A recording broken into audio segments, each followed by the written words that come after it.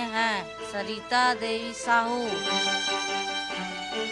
राजू प्रल्हाद लोणारे, रामगढ़, तालुका कुड़खेड़ा, जिला गढ़चिरौली आला। मेरा नाम धनेश्वर प्रसाद केसरी है। मैं झारखंड रांची से का रहने वाला हूँ। मेरा नाम प्रभाकर है। हम बालेश्वर से आया हूँ, उड़ीसा का। मेरा नाम रश्मि कटियार है। मैं कानपुर यूपी से आई हूँ। मैं बिहार से आई हूँ।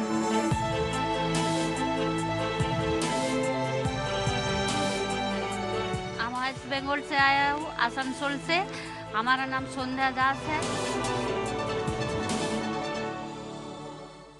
नमस्कार, मी अलका धुपकर। जनतेचा जाहीरनामा घेऊन आज आपण आलोय मिनी इंडियामध्ये। तुम्हाला हसायला येईल की मिनी इंडिया हा काय प्रकार आहे, पण इथे माझ्या आजूबाजूला असलेले सगळे पेशंट जर तुम्ही बघितलेत तर तुम्हाला समजेल की हे मिनी इंडिया मी का म्हणतेय। आपण आलोय संत गाडगे बाबा संस्थेमध्ये, जी धर्मशाळा आहे। कॅन्सर असेल, किडनीचे आजार असतील, हृदयाचे आजार असतील, मेंदूचे आजार असतील, या सगळ्या रुग्णांसाठी काम करणारी ही संस्था आहे। आणि या संस्थेमध्ये असे पेशंट्स आहेत ज्यांना त्यांचा आरोग्याचा अधिकार सरकारने, राजकीय पक्षांमधल्या नेते मंडळींनी दिला नाही आणि त्यामुळे मतदानाच्या दिवशी देखील कदाचित ते मतदानाच्या अधिकारापासून वंचित राहू शकतात। असं असलं तरी आज राजकीय पक्षांकडून निवडणुकीच्या या रणधुमाळीमध्ये त्यांच्या सरकारकडून काय अपेक्षा आहेत त्या आपण जाणून घेणार आहोत। आपल्यासोबत अशाच एक ताई आहेत। तुमच्या मुलाच्या उपचारासाठी तुम्ही इथे आलाय। काय झालं, काय इथे यावं लागलं? गावी उपचार नाही मिळत? भेटतोय पण नाही तिथेही होत, त्यामुळे इकडे ट्रीटमेंट दिलं का। काय झालंय तुमच्या मुलाला? Blood cancer. दवाखान्यात गेलतो ना तेव्हा तिथून इकडे ट्रीटमेंट मुंबईला जावं म्हणून सांगितले। मग आम्ही आलो इकडे। तुम्ही कुठून आलाय? बीडहून आले मी। बीड तर सध्या गाजतंय। तिकडे सुरेश धस निवडणुकीच्या रिंगणात आहेत, मुंडे आहेत, शरद पवार साहेब तिकडे जातात। मला सांगा, किती महिने झाले तुम्ही इकडे आलाय? मला 5-6 महिना आहे सुरू आहे। 6 महिन्यापासून आली इथे मी। लातूरला ॲडमिट केलं, पुन्हा तिथून इकडे धाडलं। काय वाटतं, घरी सोय मिळत नाही आणि मुंबईकडे यावं लागतं औषधोपचारांसाठी तेव्हा?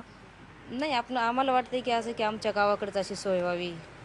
हे असं लहान लहान मुलं सोडून हे ते असं इकडं यावं लागते ना, लांब गाव आहे। तुमच्या घरी आता कोण कोण असतं? घरी कोण कोण असतं? माझे मिस्टर वारले, तर माझे 2 मुलं हॉस्टेलला आहेत, ते शाळेला। कुणीच नाही मग बाकी। एक मुलगी एक आहे। तुमच्या बीडमध्ये मुंडे बाजी मारणार की धस, याबद्दल चर्चा सुरू आहे। तुम्हाला माहिती आहे राजकीय प्रचार काय सुरू आहे बीडमध्ये सध्या? तो नाही, काही माहित नाही सध्या काही। बा, तुला बोलायचं आहे काही? भावाकडे घरी जायचं, लवकर घरी जायचं आहे असं सांगणारी ही सगळी जी लहान मुलं आहेत, वेगवेगळ्या आजारांनी, व्याधींनी ग्रासलेली आहेत। तुम्ही कुठून आलाय? औरंगाबादवरून आलेलो आहे।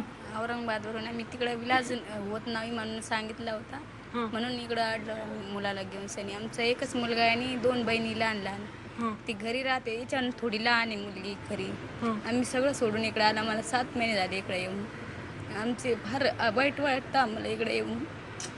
का, म्हणजे आठवण येते? हो, फार आठवण येते आम्हाला। आमचा एकच मुलगा आहे, आम्हाला त्याचा विलाज पूर्ण करणं वाटतं। त्याला काय सांगितलंय? Blood cancer. तुमच्या स्थानिक हॉस्पिटलमध्ये उपचार नाही मिळत? नाही, फार पैसे लागते तिकडं। उपचार होतो पण लय गॅरंटी नाही देत। आणि आम्ही इकडं राजीव गांधीचं NC फाईल केली आणि नंतर विलाज चालू केला। किती पैसे मिळाले राजीव गांधी जीवनदायी योजनेतून तुम्हाला? 70,000 मिळाले। आमचे तेवढ्यात विलाज झाला, पण अजून बाकी मिळतील म्हणे। अजून थोडे 1.5 लाख रुपये आमच्या नावावर येतील म्हणे। त्याच्यात तुमच्या मुलाचा खर्च निघेल? राजकीय आरोप प्रत्यारोप करता येत नाहीत सामान्य जनतेला, पण ते एक साध्या शब्दात माफक अपेक्षा व्यक्त करतायत की आमच्या जिल्ह्यात औरंगाबादमध्ये आम्हाला हे सगळे उपचार मिळाले असते तर घरदार सोडून इथे यावं लागलं नसतं। तुम्ही कुठून आलाय? मुलीची ट्रीटमेंट तुम्ही करताय, तुमचा सगळा अनुभव काय होता तो सविस्तर सांगा। हिच्या डोळ्याला पांढरा पांढरा डाग झालता पहिला। मग इले नागपूरला आणलो, तर मग त्यानं डोळा काढून फेकून दिला त्यानं। कोणी? नागपूरवाले सूरज हॉस्पिटलमध्ये। मग इकडे टिमोर असे इकडे डोळा निघाला, हा इकडे अजून निघाला बाहेर। मग अजून नेलून 2दा, तर तो अजून ऑपरेशन केला 2दा, तरी तो बसला नाही। मग 3दा अजून आला, तर मग म्हणला त्यानं येता आता नाही होत, तुम्ही मुंबईला चालले जा म्हणला। आणि इथे मुंबईत आल्यावर काय सांगितलं? नागपुरात जी ट्रीटमेंट दिली ती बरोबर होती? नाही येत आल्यावर मग त्यानं रक्ती वगैरे चेक केला, तुरंत हिला भरती वगैरे केला, केमो वगैरे लावला. मग इथे कम होत चालले, ते डोळा कम होत चालला, हे असं झालता पुढं डोळा इथं. नागपुरात ट्रीटमेंटसाठी हा असं झालता डोळा, हा. पहिले वेळेस चालतो होता. बापरे, पूर्ण सुजलेला डोळा बाहेर आलेला आहे. नागपुरात तुम्ही जी ट्रीटमेंट घेतलात त्याला किती खर्च केलात तुम्ही? त्याचा आम्हाला 30,000 रुपये आला खर्च. कुठून आणला ते 30,000 रुपये? आता असेच कोणाकडून बी मागले, रिश्तेदाराकडून, कोणी 5,000 दिला, कोणी 10,000 दिला. तुम्ही गडचिरोलीत राहता, काय करता तुम्ही? उत्पन्नाचं साधन काय का तुमच्या? कास्तकारीचे काम वगैरे करायला जातो ना आम्ही. मजुरीला जाता? मजुरीला. 30,000 रुपये म्हणजे किती दिवसाचं उत्पन्न बुडालं तुमचं त्याच्यात? आता दिवसाचे आमचा गाव असं आहे का पुरे वर्गणी वगैरे करतात सगळेजण, कोणी 100, 200, 500 असे मोठे मोठे लोक देतात, ते पकडून आलो होतो ना आम्ही. मग आता संपले पैसे. आता आम्हालाकडं राशन कार्ड बी नाही आहे, तर राजीव गांधी नाही होत म्हणले, आता सोशल वर्कर करून राहिले. तुम्ही मतदानाला गावी जाणार आहात? जावाचीच तर इच्छा होते, पण पोरीला सोडून कोण जाणार. आता ते इकडेच आम्ही असं वाटत आहे का या महाराष्ट्रामध्ये इकडेच मतदान करावले, चान्स दिला तर चांगला होईल असं आपल्याला वाटते. आता मतदान नाही केला तो बी एक चांगला नाही वाटे. आता ह्या हिला सोडून जाऊ नाही शकू आपण. राजीव गांधी योजना जी आहे त्याचा लाभ मिळू शकलेला नाहीये हे तर झालं, पण ह्या चिमुकलीला जे उपचार हवे होते नागपूरमध्ये चुकीचे उपचार करण्यात आले. 30,000 रुपये वाया गेलेले आहेत. भारतातला एक सर्वात मोठा किलर म्हटला जातो तो म्हणजे हृदयरोग. तुम्ही हृदयरोगाचे पेशंट आहात, तुमचा काय अनुभव होता? राजीव गांधी योजना अक्खा महाराष्ट्र में पास किया गया, फिर पास करने के बाद हमको बोला गया कि तुम्हारा राशन कार्ड लेके आओ, तुम्हारा राजीव गांधी ये जीवनदायी बंद हो गया, राजीव गांधी से पास हो जाए. जब हमारा राशन कार्ड नहीं था, हम रहते महाराष्ट्र में, बॉम्बे में 32 साल हो गया, लेकिन मुझे राशन कार्ड नहीं है. क्योंकि राशन कार्ड जब बनाने गया तो कहीं यहाँ का प्रूफ लाओ, कहीं घर का प्रूफ लाओ, मेरे पास घर नहीं था. अभी मैंने घर लिया, अभी मैंने शादी किया, घर लिया, तभी मैंने प्रूफ बनाया. उसके बाद में अभी मेरा राशन कार्ड 1 साल का जूना नहीं है. ये लोग बोलते हैं कि महाराष्ट्र का जूना राशन कार्ड मार्च का 1 साल होगा तब उस पर लागू पड़ता है तुम्हारा इंश्योरेंस. सिर्फ पेपर में देते हैं कि दवा का सारा खर्चा फ्री ऑफ चार्ज होता है, लेकिन हकीकत में 1 रुपये की दवाई के कोई सुविधा नहीं. तुझ्या घरी ज्यावेळी तुला अजून योजनेचा लाभ मिळाला नाही तर तू तुझा खर्च कसा भागवला, तू किंवा तुझ्या घरच्यांनी? माझ्या घरची परिस्थिती सांगायला गेलं तर मला रडू येतं, कारण तर माझ्या घरात माझे वडील नाही आहे, फक्त माझा भाऊ आणि मी आहे, आणि एक माझी आई आहे, ती माझ्यासोबत असते. कारण तर आमची जी रोजगार जी आहे तर रोजगार पूर्ण ठप्प पडलेला आहे, कारण तर इथे सगळे माझ्याबरोबर माझी आई आहे, तर त्यामुळे तर आमचा रोजगार तर पूर्ण ठप्प आहे. इकडून जाऊन आम्ही काय करणार आहे तिकडे? आपके इस स्टेट में आपको ट्रीटमेंट मिल पाई? हाँ, अच्छा हुआ. जो पीठी में 5 महीना से हमारा उड़ीसा में कोई ठीक नहीं कर पा रहा था, यहाँ पर दिखाने के बाद में मेरा थोड़ा सा जो पेन हो रहा था वो ठीक हुआ. 5 महीना आपके गांव में आपको ट्रीटमेंट नहीं मिल पाया? क्या बताते थे वो डॉक्टर? कितना पैसा खर्च किया गांव में? ऑपरेशन करते थे, पैसा पत्र भी वहाँ पर पूरा खर्चा कर दिया. जन खेती बाड़ी बेच बाज की पैसा भी है ही नहीं, यहाँ पर आकर पहुँचे. आप बता रहे आपने ट्रीटमेंट के लिए खेती बाड़ी बेच दिए सब. अत्यंत धक्कादायक अशा या सगळ्या खरं तर कहाण्या आहेत. आरोग्य आपलं राखता यावं, किंबहुना आजाराबरोबर लढण्यासाठी स्वतःची सगळी शेती वाडी घरदार विकून ट्रीटमेंटसाठी मुंबईमध्ये आलेले ओरिसातले हे नागरिक आहेत. म्हणजे केवळ महाराष्ट्र सरकार असं नाही तर केंद्र सरकार आणि सर्व राज्य कशी या सगळ्यामध्ये नापास ठरत आहेत ते आपण बघतोय. कितना खर्चा किया ओरिसा में आपने? करीब 1.5 लाख. 1.5 लाख खर्चा 1.5 लाख और खर्चा कुछ नहीं हो पाया? कुछ नहीं हो पाया. अभी एक हफ्ता उससे जो दवाई दिए, बहुत जोर पेन हो रहा था, मतलब दीवार देखते थे, रगड़ते थे, हमेशा बीबी को बोलते थे पीछ रगड़ने के लिए, लेकिन कुछ भी नहीं होता था. चुनाव का माहौल है, क्या आप मतलब उसकी इन्फॉर्मेशन रखते हैं? क्या चल रहा है? मोदी, गांधी, केजरीवाल? हमको तो मदद कोई नहीं किया तो हमको उसका खबर कैसे रखेगा बोलो. बीमार का समय जो करेगा वही तो सबसे बड़ा है दोस्त. राजीव गांधी जीवनदायी योजनेचा एक खूप मोठा गोंधळ समोर येतोय. म्हणजे एकीकडे राजकीय प्रचारामध्ये म्हटलं जात आहे आम्ही एवढ्या योजना आणल्या आणि प्रत्यक्षात नागरिक वेगळंच सांगताना दिसत आहेत. काय म्हणाल? हम हैं रंगूनवाला फाउंडेशन इंडिया ट्रस्ट से. 2003 से हम वैद्यकीय सहायता के मुद्दे पे काम करते हैं. ये महाराष्ट्र सरकार ने 22 नवंबर 2013 से संपूर्ण महाराष्ट्र में राजीव गांधी जीवनदायी योजना शुरू की है. उससे पहले 8 डिस्ट्रिक्ट्स में पायलट स्कीम चलाया। लोगों के पास वो डॉक्यूमेंट्स कहाँ हैं जिससे वो राशन कार्ड लाए, और राशन कार्ड नहीं है तो आपको हेल्थ इंश्योरेंस का फ़ायदा नहीं मिलेगा। सरकार से हमारा ये सवाल है कि आप तो प्रीमियम देते हैं इंश्योरेंस कंपनी को, हर एक नागरिक के पीछे 333 रुपये देते हैं, तो फिर वो नागरिकों को इंश्योरेंस कंपनी के मोहताज क्यों करते हो?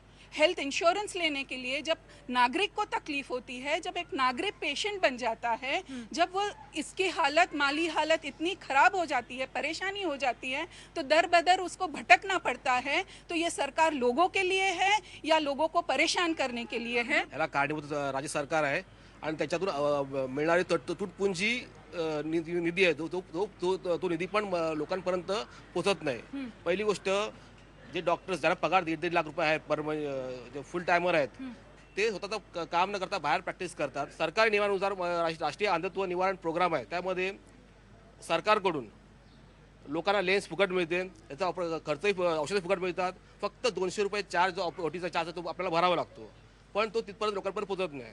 आणि काही ठिकाणी बरेचसे डॉक्टर सांगतात की नाही ही लेन्स बरोबर नाही, शासनाने दिलेली हे बरोबर नाही आहे, त्यामुळे तुम्ही फोल्डेबल लेन्स टाका। तिची किंमत असते 6,000 पासून स्टार्ट आहे। म्हणजे 25 पैशाच्या गोळीसाठी जर सरकार रेट कॉन्ट्रॅक्ट करतं तर मग जी काही हजारांची लेन्स आहे ती काही ₹1,000 रुपयात मिळणार असेल लोकांना, तर रेट कॉन्ट्रॅक्ट का होऊ नये, का करू नये? असं वाटतं राजकीय पक्षांनी आरोग्याबद्दल थोडं बोलायला सुरुवात केली पाहिजे असं वाटतं?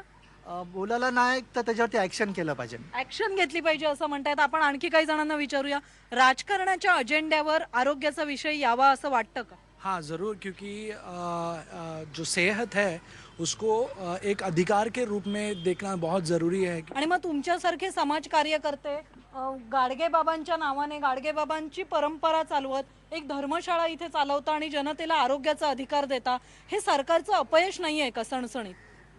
सरकारचं अपयश आहे। 4 धर्मशाळा, सर्वात पहिली धर्मशाळा 1956 साली संत गाडगे बाबांनी जे हॉस्पिटल बांधली। बरोबर, आणि गाडगे बाबांची ही परंपरा आज इथे चालवावी लागते। आणि जसं मी म्हटलं, गाडगे बाबांची समाज सुधारण्याची परंपरा जरूर चालवावी, पण सरकारचं अपयश आहे आणि त्यामुळे धर्मशाळांवरचा वाढता ताण हा सतत आपल्याला दिसतो आणि हॉस्पिटल देखील अशीच गजबजलेली आहेत। आपण रंगूनवाला संस्थेच्या ज्या कार्यकर्त्या आहेत त्यांना शेवटचा एक प्रश्न विचारूया। Madam, private versus government hospital, private versus doctors की संस्था जो है, बहुत सारी फाइट्स हम आजकल देख रहे हैं, ये ख़त्म हो सकती है क्या अगर पॉलिटिकल पार्टी चाहे तो? पॉलिटिकल पार्टी चाहे तो बहुत सारा कुछ हो सकता है। उदाहरण के तौर पे देखें तो पॉलिटिकल विल कहाँ है, ये सवाल सबसे बड़ा है। एक है पॉलिटिकल विल और दूसरा है रिसोर्स एलोकेशन। ये दोनों होने से कुछ नहीं हो सकता, और नेता लोग हमारी बात सुनेंगे ऐसे उम्मीद रखते हैं हम। जितने भी दिन यहाँ इलाज चलता है उतने दिन रुकते हैं, बाकी चले जाते हैं। फिर नहाने का, खाने का सुलभ शौचालय में आपली सरकार ये गरीब लोग के लिए क्या की? आज तक कुछ नहीं की। सरकारने जरी योजना करून काढल्या तरी मधले खाणारे लोक आमच्यापर्यंत योजना पोहोचू देत नाही। नर्सेस, आया बाई सगळ्यांना टीबी झाले, ते दुसऱ्यांची सेवा करतात, त्यांचं संरक्षण कोण करणार?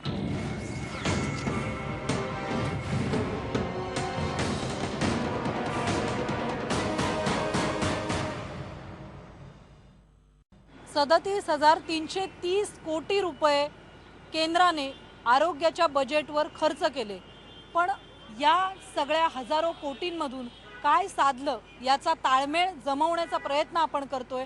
आणि येणाऱ्या काळात केंद्र सरकारकडून, येणाऱ्या नव्या सरकारकडून आरोग्याच्या काय अपेक्षा आहेत, जनतेचा हा जाहीरनामा मुंबईतून आपण जाणून घेतोय। पण हा जाहीरनामा जाणून घेत असताना मुंबईतले फुटपाथ मी विसरू शकत नाही, आणि म्हणून मुंबईच्या या फुटपाथवरून जनतेचा जाहीरनामा थेट ऐकूया। मुंबईमध्ये जे पेशंट उपचारांसाठी येतात, या सगळ्या पेशंट्सना आज फुटपाथवर राहावं लागतं। अंकल, आप कहाँ से आए हैं? मैं MP से। आप फुटपाथ पे क्यों रहती है जबकि आपको ट्रीटमेंट लेना है? तो कोई होटल या कोई आपका यहाँ पे नहीं है? जी नहीं, व्यवस्थाएं नहीं है, आर्थिक मजबूरी है। कितना खर्चा होता है? मतलब अगर जहाँ रहना है कहीं तो पैसा लगता है ज़्यादा, आपके पास नहीं है? जी नहीं। कितने दिन से रह रहे हो यहाँ पे? 2 साल से इलाज चल रहा है, 2 साल से। तो आते हैं और चले जाते हैं, जितने भी दिन यहाँ इलाज चलता है उतने दिन रुकते हैं, बाकी चले जाते हैं। फिर नहाने का, खाने का? सुलभ शौचालय में। रात के समय डर नहीं लगता है? मुंबई में फुटपाथ पे रहते हैं, कोई और राज्य से आप डर भी लगता है तो क्या करें, मजबूरी है ना। आप क्या करते हैं वैसे? मैं टीचर हूँ। MP मधून आलेले एक शिक्षक आहेत, नोकरी आहे, धंदा आहे, तरी पण मुंबईमध्ये उपचारांसाठी खर्च पेलवू शकत नाहीत. आपल्या सरकारने आपल्याला आरोग्याचा अधिकार दिला म्हणजे हेच दिलं का, हा प्रश्न आम्हाला पडतो. आणि जनतेचा हा जाहीरनामा आम्ही घेऊन आलोय. या परिसरामध्ये आरोग्यासाठी काम करणाऱ्या अनेकांसोबत आपण आलेले आहोत. आरोग्य का अधिकार हमारा सरकार देने में फेल हो गया क्या? एग्जैक्टली मैं ये कहना चाहता हूँ, अपनी सरकार ये गरीब लोग के लिए क्या की आज तक? कुछ नहीं की. और खाना खिलाना वगैरह जो भी है जीवन जोत कर रहा है. मैं खुद एक कैंसर पेशेंट हूँ, ठीक है, मेरे पास पैसे है, मैं घर में रह रहा हूँ. इनके पास पैसे कहाँ हैं? ये लोग कहाँ जाएंगे? और अपनी गवर्नमेंट अगर इन लोग को नहीं देखेगी तो किसको, क्या वास्ते फिर गवर्नमेंट को वोट देके गवर्नमेंट को ले आना? आप बताइए मुझे. सावळाजी आपल्या सोबत आहेत. अन्न अधिकाराचं क्रेडिट राजकीय पक्ष घेत आहेत, पण खरं तर तुम्ही कितीतरी लोकांना गेले अनेक वर्ष पोटभर जेवण देताय, गरीबाला जेवण देताय, मेडिसिन भी देताय. आपल्याकडे जे पेशंट येतात जे गावखेडेमधनं खेडेपाड्यातनं येतात, ज्यांच्याकडे खायचे पैसे नाही आहे ते रोज कमवतात, रोज खातात. जर त्यांना मोठा आजार आला तर शेवट ते आपले शेतीची जमीन, घर किंवा आपले ऑर्नामेंट गहाण ठेवतात, दागिने गहाण ठेवतात. आणि ते थोडेफार पैसे घेऊन ज्यावेळी येतात मुंबईच्या गेस्ट हाऊस हॉटेल त्यांना परवडत नाही. आणि एखादी चांगली सुशिक्षित व्यक्ती इकडे मजबूरन फुटपाथवर राहून त्यांना ट्रीटमेंट घ्यायला लागते. ही फक्त इकडची परिस्थिती नाही आहे या रस्त्यावरची. मुंबईतल्या मोठ्या मोठ्या हॉस्पिटलच्या बाहेर, म्हणजे जिकडे महानगरपालिकेचे हॉस्पिटल असतील किंवा राज्य शासनाच्या अधिकारातले हॉस्पिटल असतील, उदाहरणार्थ KEM, JJ, Nair, Sion hospital, अशा प्रत्येक हॉस्पिटलच्या बाहेर तुम्ही जाऊन पाहू शकता की बहुतेक पेशंटचे नातेवाईक आजही रस्त्यावर राहत आहेत. आणि ही वस्तुस्थिती आहे. दररोज 130 रुपये द्यायचे आणि 130 रुपये यायचे, असे 300 रुपये माझे येण्या जाण्याचे दररोज चालू आहे. आणि जेवणाचा दोघांचा खर्च, माझा मुलगा माझ्यासोबत आहे, दोघांचा खर्च खूप खर्च होतो. आणि खर्च करण्याची माझी बिलकुल ताकद नाही आहे. भूमिहीन शेती आहे, माझा मुलगा BA होऊन मजुरी करतो शेतामध्ये लोकांच्या. पक्षांना आठवण मॅडम आता निवडणूक होईपर्यंत येते हो. निवडणूक झाल्यानंतर कोणी गरिबाचं वाली नाही हो. आणि सरकारने जरी योजनेवरून काढला तरी मधले खाणारे लोक आमच्यापर्यंत योजना पोहोचू देत नाही. HIV प्रश्न देखील गंभीर आहे. ड्रग्ज उपलब्ध होतात का, बाजारात काय परिस्थिती आहे, काय सामना करावा लागतोय, हे जाणून घेण्यासाठी चिराग संस्थेचे लोक सुद्धा इथे आपल्या सोबत आलेले आहेत. अगोदर 1 महिन्याचं औषध मिळायचे. आजकाल ते काय करत होते की 8 दिवसाचा 10 दिवसाचा असं देत होते. 4 दिवसाचं पण देत होते. आणि एवढे लोक येऊ शकत नाही. 1 दिवस आले की मग 1 दिवसाची सुट्टी जाते. हॉस्पिटलमध्ये सुद्धा डॉक्टर्स, नर्सेस आणि वॉर्ड बॉयज आया त्यांची दशा खूप भयंकर आहे. इकडे लिहिलं आहे की गेल्या वर्षात 46 नर्सेस, आयाबाई सगळ्यांना TB झालेत. ते दुसऱ्यांची सेवा करतात, त्यांचं संरक्षण कोण करणार? औषध निर्माण क्षेत्रात जागतिक बाजारपेठेत भारताने भरारी मारली आहे, पण आज सर्वसामान्य माणसाला औषधं मिळवण्यासाठी म्हणजे अक्षरशः तो रडकुंडीला येतो तो मिळवताना. ही अवस्था का आली आहे? तुम्ही जर औषध निर्माण बघितलं तर भारतामध्ये औषध निर्माण क्षेत्रात आपण प्रचंड क्रांती केली आहे. तुम्ही जसं म्हणालात तसं आपल्याकडे आज 90,000हून जास्त फॉर्म्युलेशन्स आपल्या मार्केटमध्ये आहेत आणि त्याची उपलब्धता सुद्धा बऱ्यापैकी चांगली आहे. पण औषधांचा दर्जा आणि औषधाच्या किमती या दोन्हीबाबत आपलं धोरण हे अजून कडक होण्याची आवश्यकता आहे. त्याचप्रमाणे परिपूर्ण होण्याची सुद्धा आवश्यकता आहे. सोनिया गांधी असतील किंवा महाराष्ट्रातले अनेक मातब्बर नेते असतील, हे काय करतात? विमान पकडतात आणि आरोग्याच्या सुविधा मिळवण्यासाठी पोहोचतात थेट परदेशात. परदेशात आपला सामान्य नागरिक जाऊ शकत नाही. आणि म्हणूनच जनतेचा जाहीरनामा पुन्हा एकदा आपण सतत सरकारच्या कानी कपाळी ओरडून सांगायचं आहे, प्रायमरी प्रिव्हेन्शनवर भर द्यायला पाहिजे. तर शासनाने ह्याचा अधिक गांभीर्याने विचार केला पाहिजे की आपण हे रोग होणार नाहीत यासाठी काय करू. उपाययोजनांविषयी तर आज आपण बोलतोय, औषधांविषयी बोलतोय, पण मुळात जर या रोगांचं प्रमाण, त्याचा प्रिव्हॅलन्स, इन्सिडन्स रेट जर आपण कमी करू शकलो तर आपण फार मोठ्या प्रमाणावर यशस्वी होऊ शकू. शारीरिक हेल्थ के जो प्रॉब्लम है और एजुकेशन के प्रॉब्लम है वो सरकार अगर फ्री में देवे तो नक्की वो सरकार की जीत होएगी. जनतेचा जाहीरनामामध्ये नव्या विषयाचा आपण पुन्हा भेटणार आहोत, पण आज मात्र इथेच थांबणार आहोत. अचूक बातमी, ठाम मत, पहा फक्त IBN लोकमत.